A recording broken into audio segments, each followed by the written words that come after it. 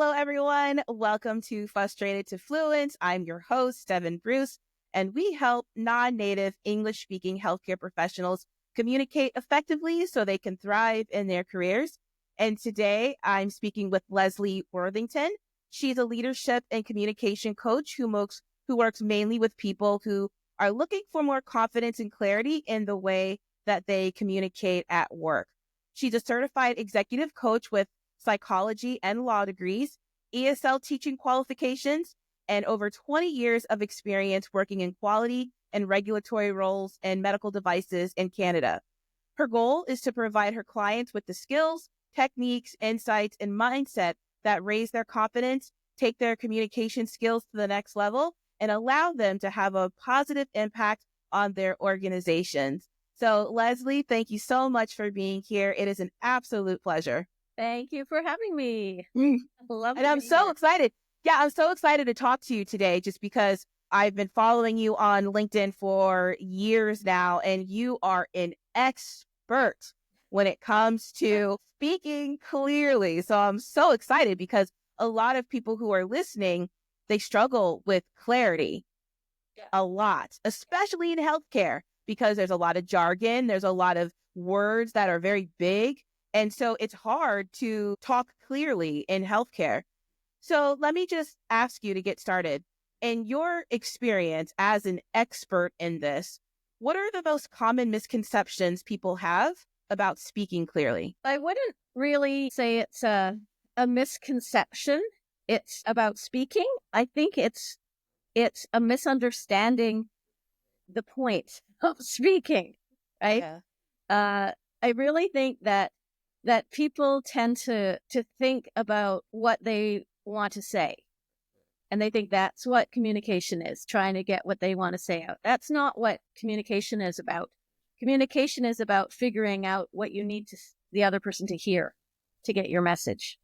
So I guess the misconception is that they're thinking of the wrong person. They're thinking of themselves and not thinking of the message and not thinking of the other person. Okay, so you're saying that some people, especially for non-native English speakers, they're thinking about if their grammar is okay. They might be thinking about their accent, and they're not really thinking about the other person and if the message is clear. Yeah. The lack of clarity is not so much in the speaking. That's not the concern. The lack of clarity is in the thinking. Have you thought about what the other person needs to hear? Because as soon as you figure that out, you'll be clear. Doesn't matter about your grammar. Doesn't matter. The only thing you got to think of is, will they understand what I'm trying to say? That's it. Yeah. That's all you're trying to do when you communicate. So that takes the pressure off, worrying about your accent, worrying about perfect grammar. People will think you know what you're doing if they can understand what you're saying. So if you're worried about, people feel like, oh, but what about my credibility? What about my sense of authority? I'm a doctor. I need to sound like a doctor. Yeah. It's like, well, doctors need to sound like they know what they're doing. The way to sound like you know what you're doing is to be clear. The way to be clear is to know what the other person needs to hear. That's it. I love how you said that because you're right. I think a lot of us, we are focused on ourselves and not on the other person. Yeah. So the way that you just simply said, in order to speak clearly, you really need to think about the other person. Yeah. That makes so much sense. Like, think about this. If you're clear, people think you're smart. If you're confusing, people think you're confused. They don't think they're dumb. They think, why is this guy so confusing? Like, why does he not know his stuff? So, and the reason you're confusing is because you haven't spent a moment to think first, what does this person know? What does this person think? What does this person feel? What does this person need to know? What words does this person know? And how do I have to say it? All of that is about the other person. It's not about you, right? So as soon as you take the focus off yourself, you stop even thinking about whether you're confident or not confident. It's not even like on your radar. You're just going, I got to get my message through. I got to get my message through. Yeah, that makes a lot of sense. That's actually a good segue into the next question I wanted to ask you, because non-native English speakers in healthcare, they are really worried about this. So how can someone simplify their message without feeling like they're dumbing it down? Yeah. So that's a common And this is not just non-native English speakers. I started off working with non-native English speakers, and then I realized it's not English that's the problem most of the time. It's communication skills. So again, it's like, what's the fear behind dumbing it down? Is it that you're going to appear dumb? Yes, that's their big concern because they feel like they have an accent and they're less than, or they might be perceived as less than. They want to make sure, they want to make sure that they come across as a leader and that they know what they're talking about. And so that takes us to that other point. You will come across as a leader if people understand what you're saying. That's it. They will understand what you're saying if you know what they need to hear, right? It really is getting clarity before you open your mouth, getting clarity about what do I need to say right now? What does this person need to hear? Do they need to hear myocardial infarction? Is that, I don't even know if that's the right term, but like, probably not. Yeah. Like, I don't even know if that's the right term for heart attack, right? And I'm an English speaker. People respect people who respect where they are, right? And they think, this guy knows how to talk to me. So now the respect goes up because it's like, you're thinking of me. You, the doctor, are thinking of me. Right now, I'm scared. You're giving me scary news. I don't know even the words you're talking. But the person who's receiving this news from you or advice or instructions or whatever doesn't care about your accent. They care about themselves. And what do I do? What do I do next? Like, am I going to die? Like, whatever. That's what they care about. They don't care about your accent. They care about what do I need to know right now? So as the communicator, you got to nail that part. So if dumbing it down means making it accessible to the other person, then call it what you will. I don't call it dumbing it down. I call it making it familiar. It's about making it familiar to the audience. And that feels like dumbing it down to a doctor because now you got to drop those big words, right? That the person might not know, but it's not dumbing it down. It's just making it familiar so the person you're talking to can understand what you're saying. Yeah. Oh, that makes so much sense again, just because that is a big misconception. And I'm sure that I'm assuming you'll agree with this, is that these big, fancy $1 million words, a lot of people think that that's how they sound fluent. And it's not. It's the exact opposite. No. Yeah. It's like when people think, fast talking is good. It's like, no. Right. Right. It's like, bring it down a notch. Like, is communication about trying to impress people? If, put your diplomas and your degrees on the wall, or wear a hat that says I've got these degrees, whatever you need to do, but communication isn't the place to show off or to prove to someone how smart you are. That's not what communication is about. Yeah.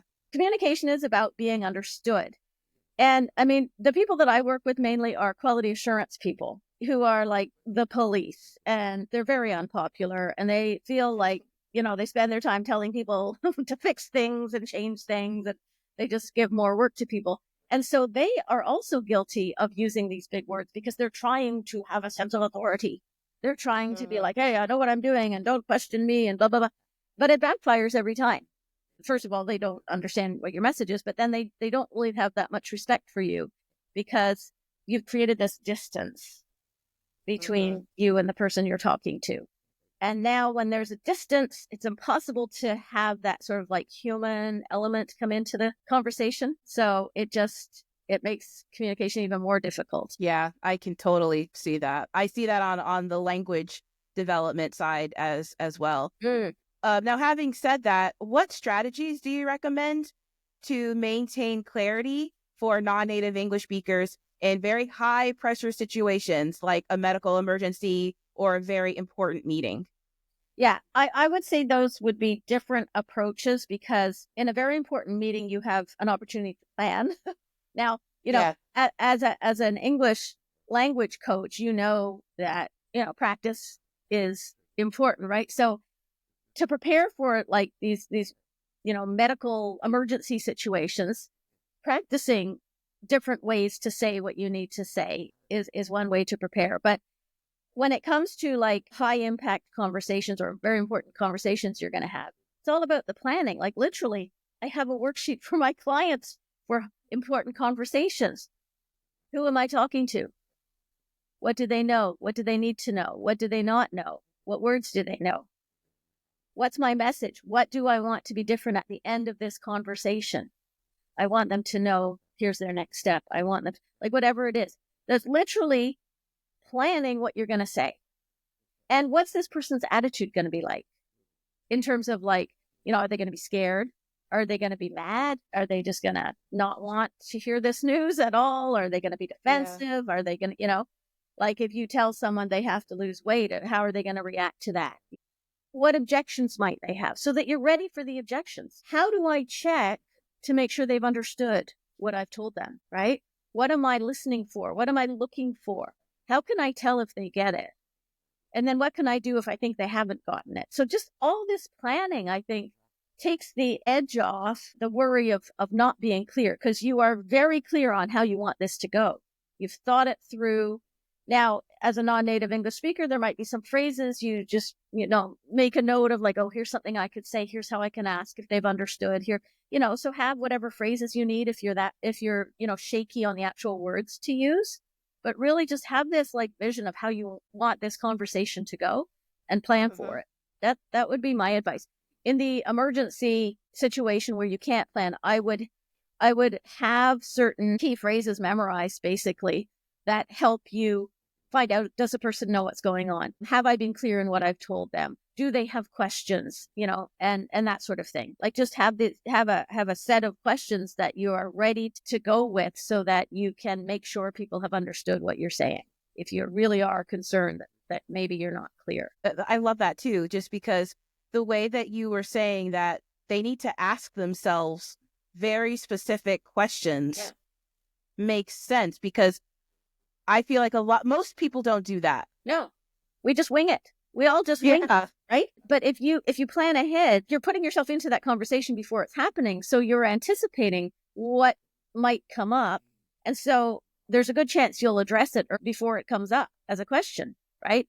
So that planning ahead just makes your conversation more responsive, even though you're not in the conversation yet, if you know what I mean. That and it just sort of like gives you that big like what, who, why kind of clarity before the conversation. I'm actually going to start doing some of that as well. I mean, I don't always, practice what I preach, but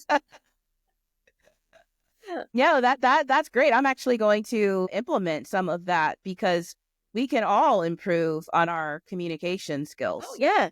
It's especially, all of us can. I think it's especially important in like conversations where you're trying to influence other people. So like if you're a doctor, maybe you've got to influence other supporting people like the nurses or admin or whatever at the hospital. So influence conversations really benefit from this pre-planning, because you're thinking of how can I make this person embrace my idea that I'm coming up with right now. And it's about knowing what matters to them. And so thinking that through ahead of time really helps you know how to approach that conversation. When you have done all this planning, your clarity is 1,000,000 times better, because your thinking is 1,000,000 times better. Because honestly, lack of clarity in our communication isn't about speaking. I don't think it is. I don't think it's about speaking. I don't think it's about language. I don't think it's about accent. I don't think it's about that at all. It's about a lack of clarity in our thinking. Like, I firmly believe that.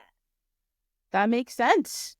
That's why you're an expert at what you do. So get your seriously thinking sorted out, right? Get your thinking sorted out.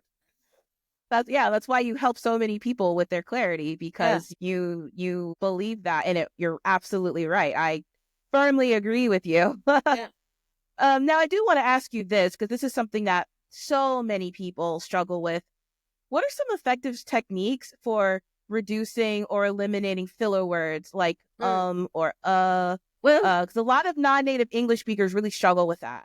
Well, I go through these phases, and right now I seem to be in a right phase. Like I'll talk, and at the end I'll say right. And if I record myself and watch myself doing this, that's when I really see it. And so recording yourself in various scenarios, having conversations, even fake conversations to a cat, will make you see when this is happening and help you go, yeah, it is a problem. And just that awareness helps you stop doing it a little bit. Like we all have these things that we do that we're not aware of. So if you can ask a trusted colleague or friend And I did that once. It was one of my first webinars, and I was really nervous. I'd never done a webinar before. And I'm like, can you give me an honest, I want you to watch this and I want you to give me an honest appraisal of this. And she's like, sure, sure. So I did this thing. She goes, that was great, great content. Everyone's going to love it. Oh, you're fantastic. Stroking my ego. And then she said, but why are you rocking like this?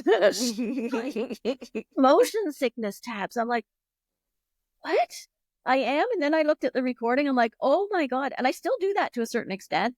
And I think it's because I'm leaning in to the camera to get closer to the person I'm talking to, but so that feedback has made me aware of it. It doesn't erase it, but it makes me aware of it. And it's always a thing on my mind. Say to yourself, don't do that. Don't do that, So just recording yourself, asking other people for feedback. When it comes to the ums and the ahs, I think like slowing down, allowing a pause, because the and the ah is usually because you're probably searching for something. You're searching for your next word, or you're like, you need time to process what somebody just said. So just be okay with silence. We're not comfortable with silence. So try to be a little more okay with silence. And also don't worry about it too much, because the more you think about it, the more see, now I'm saying and I'm noticing every single one that I'm doing. And I'm feeling like, oh my God, can you delete this and start over? Don't do this. So don't overthink. Don't overthink. Just put a sticky note on your computer. Just remind yourself, slow down, pause. Pauses are okay. Just little tricks like that. I don't think there's any magic. This is part of being human. Oh, that's fantastic. Yes, yes, yes, yes. Because a lot of people feel like it's so bad, but we all do it. Yeah. We all do it. Yeah. So just realizing that it's a part of being human and it's okay.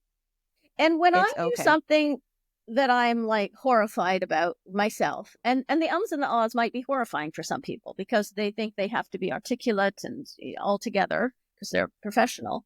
But when I do something like that, I own it. I'm like, oh no, I'm running again. Sorry, everybody, but there's something about owning it and making yourself human. And that's the whole thing too about if you don't create this wall, if you talk like a human instead of like a doctor, you could take a doctor amongst your doctor friends and even maybe amongst your nurse people.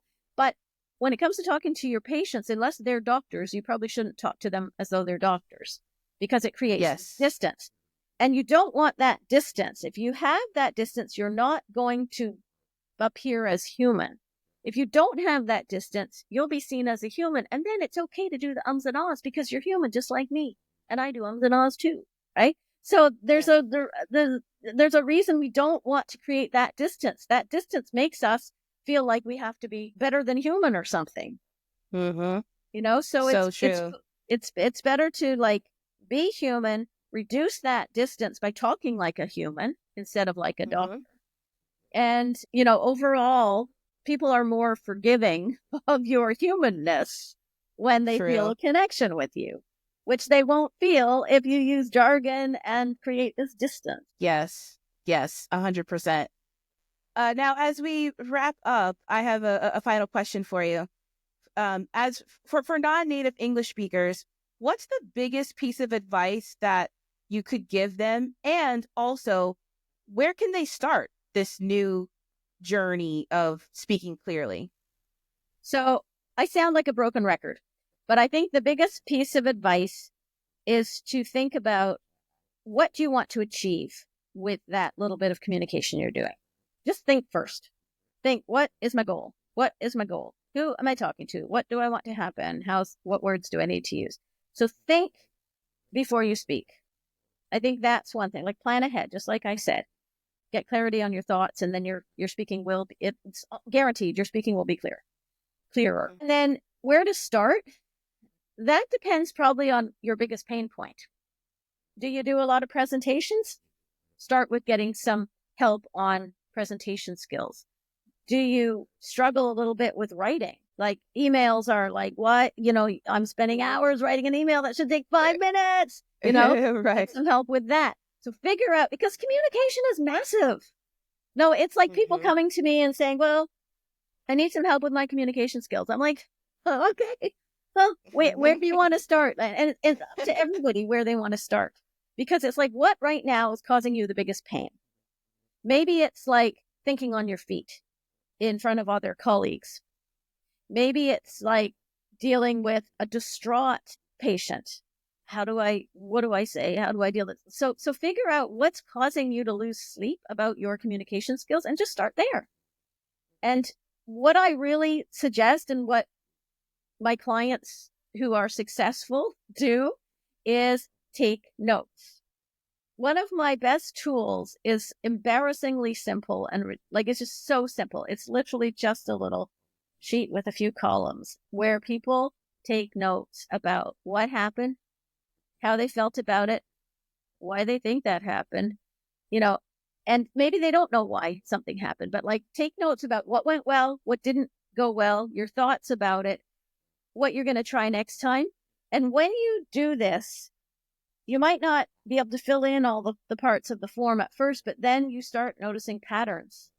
You're like, oh, and the patterns help you know where to start. It's like, oh, I just realized I actually have more trouble communicating if it's like a female of this age, or if it's someone who's more superior than me, or someone of a certain ethnic, group, possibly. Who knows? So when you notice those patterns, then okay, this is now highlighting like a blind spot for me. So taking notes it's and reflecting is just, to me, that's the best way you can figure out what you need to work on for yourself. Right. Oh, I love it. That's fantastic advice. Leslie, thank you. So where can people find you? Just on LinkedIn.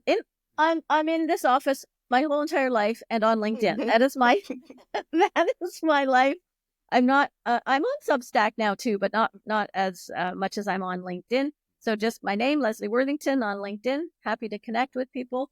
I do have a website. It's badly neglected, so visit at your own risk.